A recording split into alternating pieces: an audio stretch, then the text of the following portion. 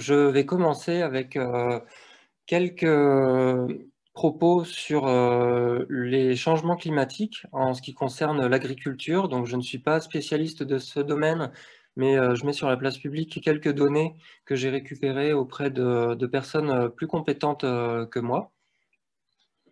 Donc déjà, quand on parle de changement climatique, il faut voir de quoi on parle. Donc on parle aussi de réchauffement climatique, ça dépend en fait dans quel sens va l'évolution du climat. Donc je vais pas revenir sur les causes de ce changement climatique, donc on a déjà beaucoup débattu par ailleurs. Et quand on parle de changement climatique, on parle véritablement de modification durable des paramètres statistiques du climat global ou de divers climats régionaux.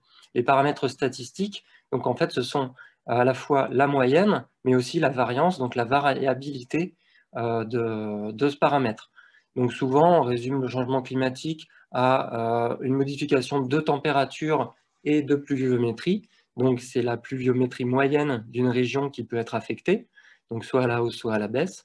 Et puis aussi la température moyenne ou bien sa variabilité, qui peut aussi évaluer, pour le coup, plutôt à la hausse, mais on va voir un petit peu plus loin.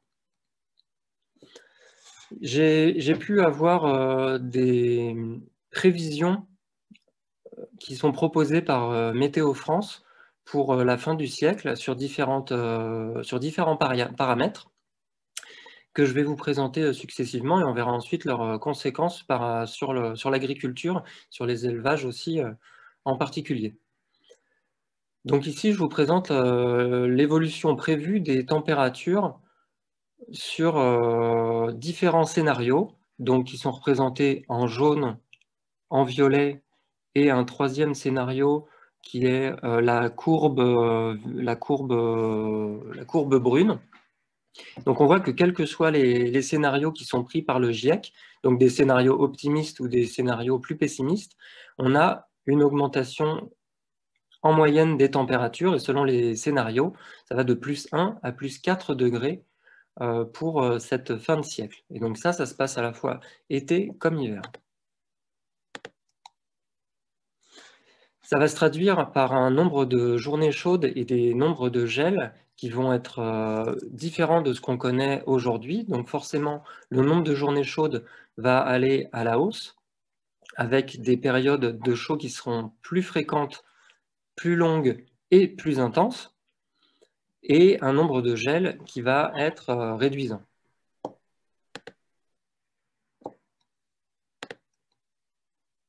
En ce qui concerne le cumul de précipitations, les simulations ne montrent pas de changement notable, mais ne montrent pas de changement notable en termes de moyenne.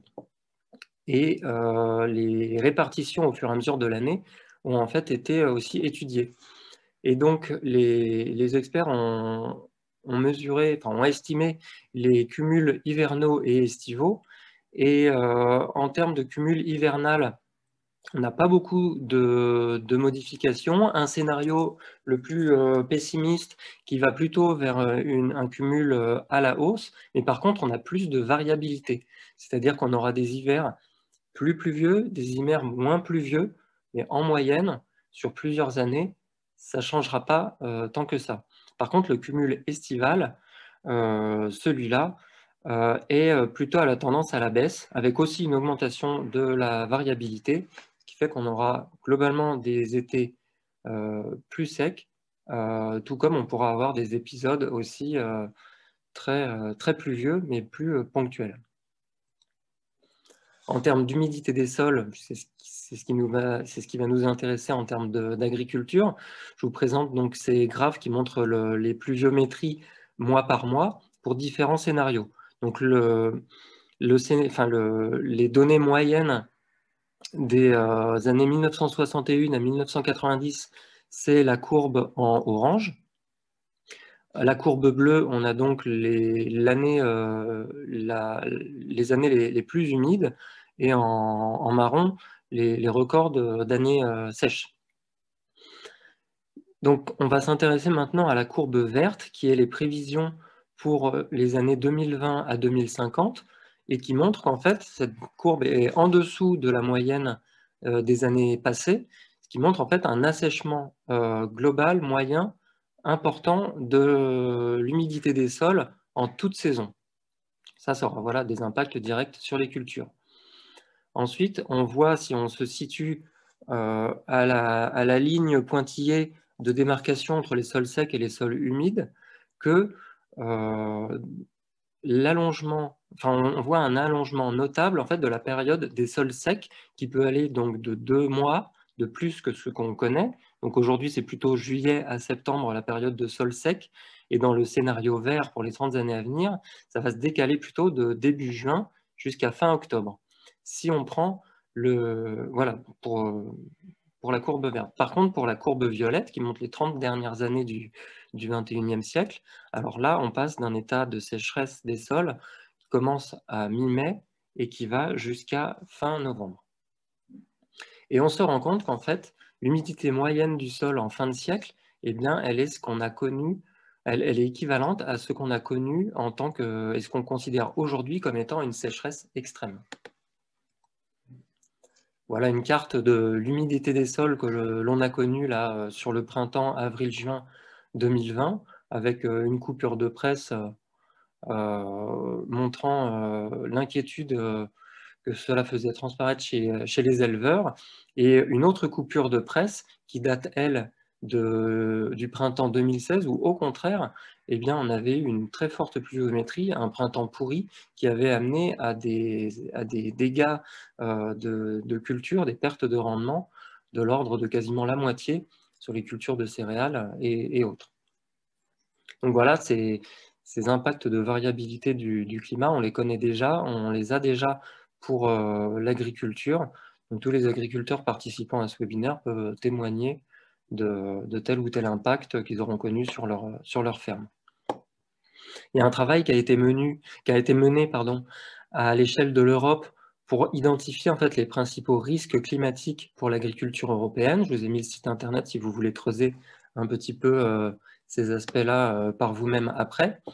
Et pour ce qui concerne notre région, eh bien, les risques qui ont été identifiés sont un risque accru d'inondation, donc des étés plus secs et plus chauds, ce que je vous montrais sur les dernières diapositives. Pour les régions les plus côtières aussi, une augmentation du niveau de la mer, qui pourra aussi avoir des impacts pour les zones au bord des fleuves.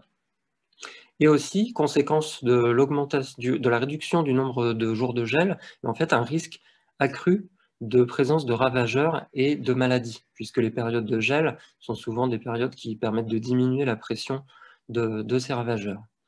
Et aussi un impact négatif à prévoir sur la santé animale, sur le bien-être, des choses auxquelles on va s'intéresser aujourd'hui. Je ne détaille pas particulièrement ce qui va se passer dans les autres régions d'Europe, mais voilà, à noter tantôt des augmentations possibles de rendement de certaines cultures, notamment dans la zone Europe de l'Est, et puis tantôt des réductions de rendement du fait des sécheresses, augmentation de risque d'érosion des sols, diminution de la durée du cycle culturel des principales espèces cultivées. Voilà, l'impact sur les cultures traduit à partir de deux indicateurs qui sont des dates de stress de froid qui apparaissent au début de la montaison pour les céréales, au stade épi 1 cm. On voit là le nombre de jours présentant des températures minimales inférieures à -4 degrés lors de l'atteinte du stade épi 1 cm. On voit que sensiblement, en fait, ce nombre de jours va augmenter dans les années à venir. Pour ce qui se passe un petit peu plus tard dans le cycle des céréales, donc à floraison, là par contre on va augmenter en fait les nombres de jours de stress thermique, donc avec des risques accrus d'échaudage. On va s'intéresser maintenant un petit peu plus à ce qui va se passer pour les élevages. Et donc, je vous présente ici une courbe réalisée par l'Institut de l'élevage sur le régime de la pousse de l'herbe, avec en vert la forme actuelle de la courbe de croissance de l'herbe, avec un pic au printemps suivi d'une période de sécheresse d'été où la production réduit et où elle remonte sensiblement à l'automne. Et donc, en rouge, la courbe de croissance de l'herbe dans un scénario de changement climatique. Donc on voit un décalage du pic de croissance printanier C'est-à-dire que la repousse de l'herbe va arriver plus vite. Elle va aussi se prolonger plus longtemps en hiver, ce qui va avoir pour effet en fait d'avoir des surstocks de fourrage au printemps et en automne, avec par contre un déficit estival beaucoup plus important. Donc on pourrait dire que ce surstock de printemps, c'est une bonne nouvelle, mais par contre, en fait, il faut voir ça avec aussi les conditions d'accès en fait à cette ressource, donc de portance des sols, donc à mettre en lien avec les augmentations de précipitations, de pluviométrie en hiver, qui vont peut-être retarder la date possible de mise à l'herbe et la date d'ensilage ou de récolte de foin. Donc des impacts importants aussi à prévoir sur, sur le fourrage. Pour ce qui est des autres cultures telles que le maïs et la luzerne, il y a un projet Climalais qui a été coordonné par l'Institut de l'élevage, qui présente les prévisions de rendement sur ces différentes cultures dans différentes zones de France. Donc je vous propose de regarder directement sur la page internet du projet pour avoir les résultats. Ça va dépendre des régions, évidemment, des accès à l'irrigation, etc., bien évidemment.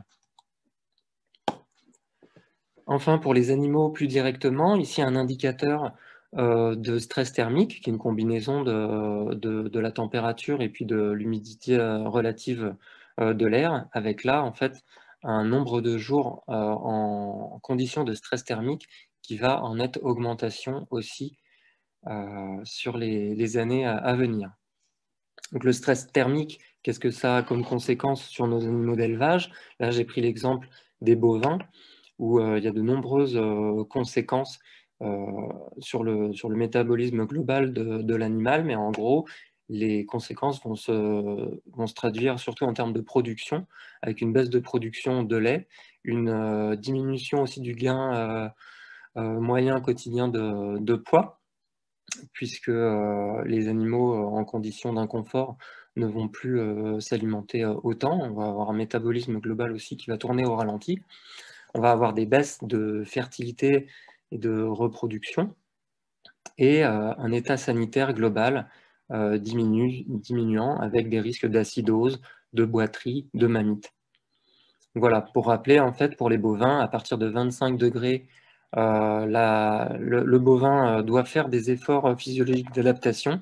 Entre 30 et 35 degrés, c'est une situation de souffrance qui commence, et à plus de 42 degrés, eh bien, ça peut être la mort si la situation perdure trop longtemps. Donc, l'agriculture du futur, maintenant, il est acté depuis plusieurs années maintenant qu'elle sera largement impactée en termes de stress thermique pour les cultures, pour les animaux. Ça se traduira donc par un fort déficit fourrager estival, des difficultés pour les agriculteurs qui implantent des couverts végétaux pour pouvoir les implanter comme il se faisait les 10 dernières années, et des impacts en termes de ravageurs maladies. Donc nécessairement, cette agriculture devra s'adapter. Donc il y a des leviers d'adaptation par rapport aux cultures, au choix variétal, et avoir des calendriers culturaux qui vont devoir être décalés. Donc à voir comment ça impacte le travail dans les fermes. Et évidemment, il y a aussi un travail d'adaptation à faire pour aménager les bâtiments, les parcours, pour les rendre plus agréables, plus résilients. Et donc enfin, cette agriculture, si on veut que ce changement climatique soit le plus atténué possible, elle devra contribuer aussi à réduire l'émission de gaz à effet de serre et aussi à stocker du carbone durablement. C'est donc sur tous ces constats que on vous propose donc ce séminaire avec différentes interventions dans lesquelles les intervenants donc vont présenter en fait des pistes de solutions pour adapter nos élevages, nos fermes à cette agriculture du futur dans un contexte de changement climatique, et notamment en prenant le parti de dire que les arbres sont une solution très intéressante. Et donc voilà, chaque intervenant va dérouler son propos en remettant la place de l'arbre dans la démarche globale de la ferme, les services qui sont attendus, et puis les conditions de gestion de ces arbres